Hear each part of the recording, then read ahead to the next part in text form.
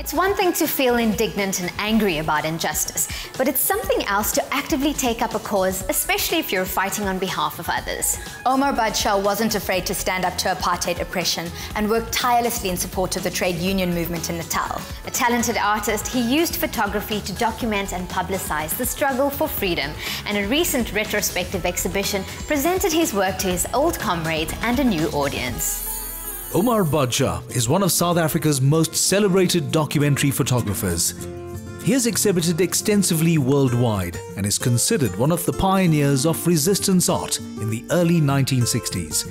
Currently on at Iziko South African National Gallery is a major exhibition of Omar Badsha's drawings, cutouts and photographic essays, some of which are being shown for the first time.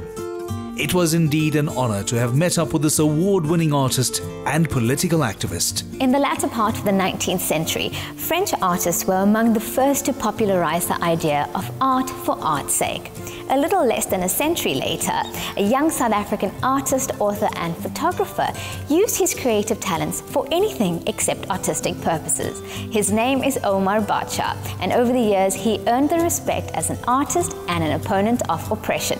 His work is now to be seen in a major retrospective exhibition, and I'm really looking forward to viewing his art and meeting the activist behind it. Born in Durban, Omar is a third-generation South African of Indian origin. His father, Ibrahim Badsha, was one of the country's pioneer black artists and played a formative role in Omar's politicized upbringing. Omar himself became an anti-apartheid activist during his high school days and went on to play a significant role in the country's liberation struggle. Mr. Badsha, welcome to Mela. Thank you very much. Did you ever foresee that the camera would have been used as a teaching tool for you or to document history for the future generations? It came naturally. We didn't see it as something special. The period that we're living in, you used every avenue to put out your message and to train people. You had to reproduce yourself so that if you are taken out with a band or you have to go into exile or heaven forbid you are killed, there's another layer of people.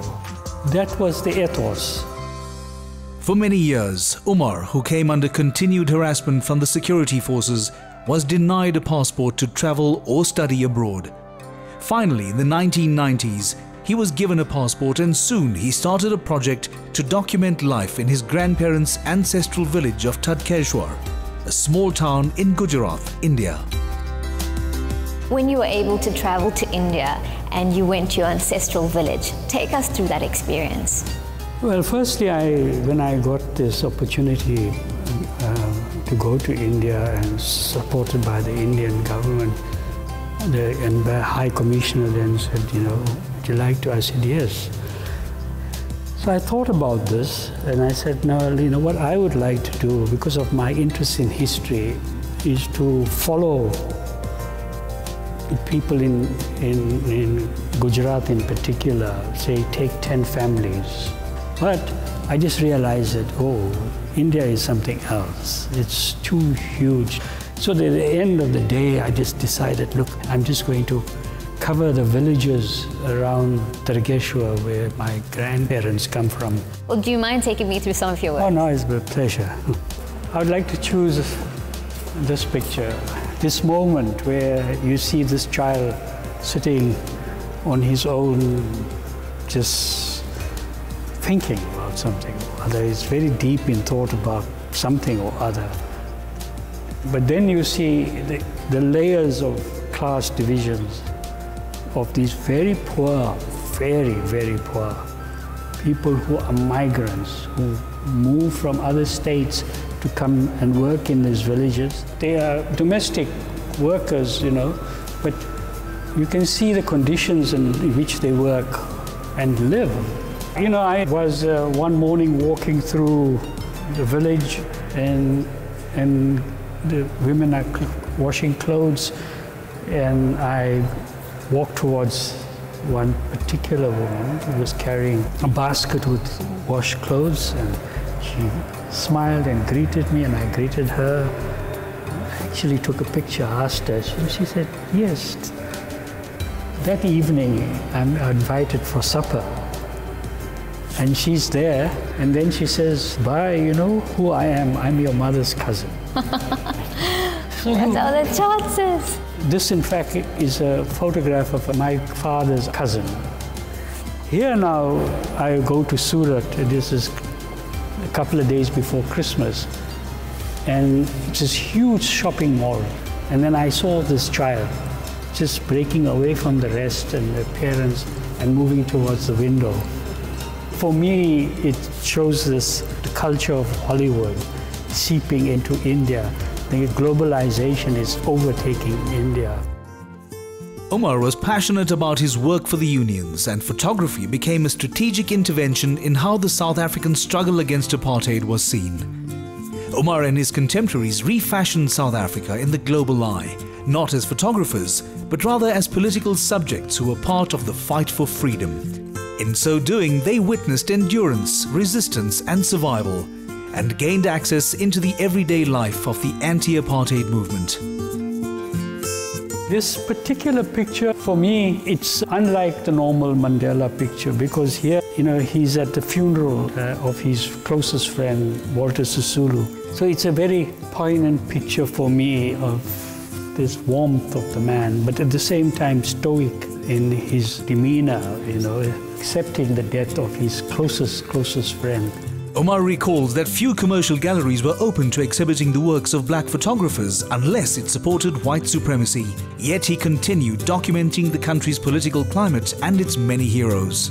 Here, Oliver Tambo, Winnie Mandela and Mrs. Tambo at the 1991 conference in singing in full flight. His most prized work is A Letter to Farzana, which he says was to serve as a record and a lamentation for the country to which his first daughter Farzana was born into. Published in 1979, A Letter to Farzana commemorates the International Year of the Child and includes images of both black and white South African children. Yeah, this is a picture a couple of days, less than a week after Farzana was born. Nasima and I took her to my granny. Tell us more about Farzana. How did she inspire you? Her birth and the photograph of her and her granny is considered to be, for many people, quite an iconic picture now. Let's meet Farzana. Farzana, share with us some of your earliest memories of your dad. Some of my most interesting early memories are of him looking at pictures, actually. Laying them out on the floor in our lounge and moving them around and editing exhibitions like that. The post-1994 generation hasn't had any first-hand experience of apartheid.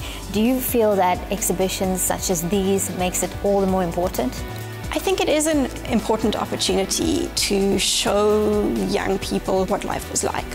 But I think it's also particularly important because it doesn't just show the negative sides. It doesn't just show people as poor and violence. It's about reminding people that they have a rich history and a rich culture. So it's a way to access our past, but it's also a way to think about our present. His images are not necessarily beautiful. They're not meant to be. Many of them are haunting reminders of those that apartheid excluded and reveal the extraordinary lengths to which the regime went to in order to take away land, dignity, and the ability of people to earn a living. In the words of Professor Ari Sitas, Badsha could do in one picture what a dozen history workshops couldn't, in terms of the detail that captured the texture of life and the social history of a people. Omar Badsha didn't set out to create objects of beauty, but to portray the truth. The poet Keats wrote, "Beauty is truth, truth in beauty." And Omar Badsha's work shows an honesty in beauty in its truthfulness.